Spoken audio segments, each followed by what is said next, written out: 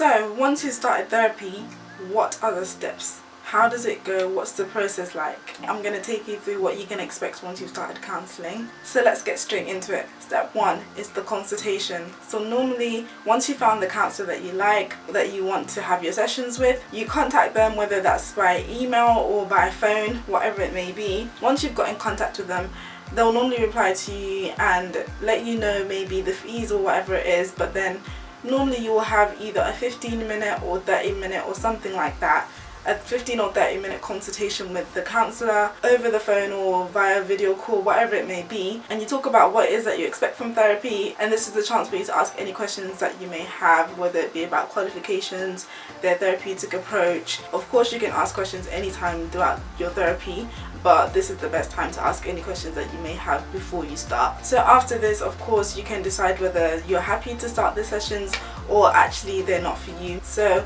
yeah, that's step 1, consultation. Step 2 is going to be the contract. This can be either a verbal or written contract, depending on how your counsellor operates. There's no right or wrong. Both are equally fine. Of course, a written contract is a lot better because obviously if it's ever needed to be taken to court or there's need for proof of something, a written contract can help both of you. You can do a verbal or written contract to just go outlining the terms of your agreement and of your sessions together, boundaries, confidentiality, payment fees, things like that. That will be either written or discussed before you start your sessions. So after the contract is sorted out, then you can start your sessions. So the contract will normally be talked about within the first session, by the way. So it's not like the first session is probably going to be like 5, 10, maybe 15 minutes of doing admin, talking about your contract and stuff, which is a bit annoying because it takes away time from what you're actually there for, but it's also really important to get that stuff done. So after that, obviously you'll have your sessions. We have what we, as counsellors, we call it the beginning, the middle and the end.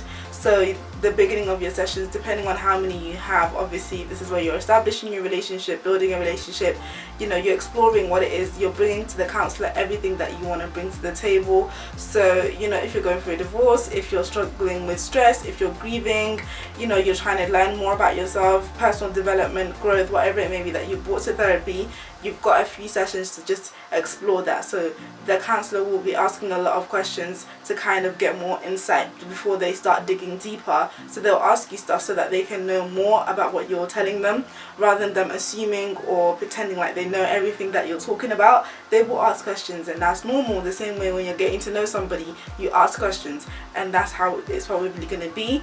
So if they're asking lots of questions, don't feel like it's weird.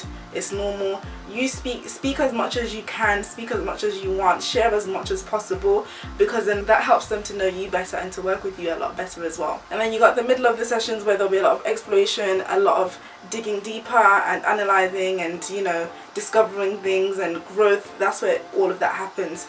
But of course, it's all dependent on how much you're willing to bring to the table and how much you're willing to share and be open about, really.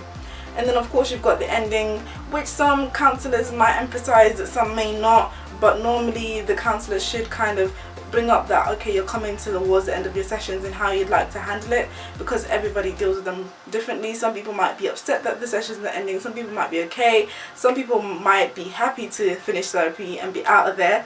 So it's up to you really. But if you have concerns about finishing and, you know, you're feeling unstable, maybe you've got abandonment issues, attachment issues, and you don't feel comfortable or, you know, ready to leave, bring it up to your counsellor, talk to them about it. So those are the sessions that you'll have, and that's how your sessions are going to be broken down. The last stage of counselling is going to be the follow-up.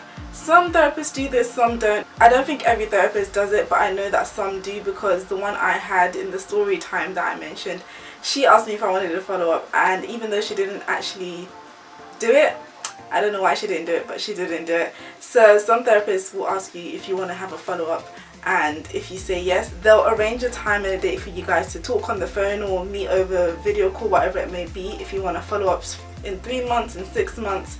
But I think some therapists obviously do just say like, this is the ending of our sessions, and most of them will probably just remind you of the boundaries and stuff. So like if they see you in public, they may not speak to you, they may not even acknowledge you. Some may be comfortable with acknowledging you, and some may say, you know, we're not to ever speak again. Some may say it's okay if you say hi to me in public, but I won't disclose who I am. So you can just hash out those details, If you want to follow up and they don't offer it, you can ask if they can do a follow-up. Of course, I think with most therapists you are free to obviously go back to them in the future. If you email them or call them and say, actually I'd like to start my sessions again, then of course you can.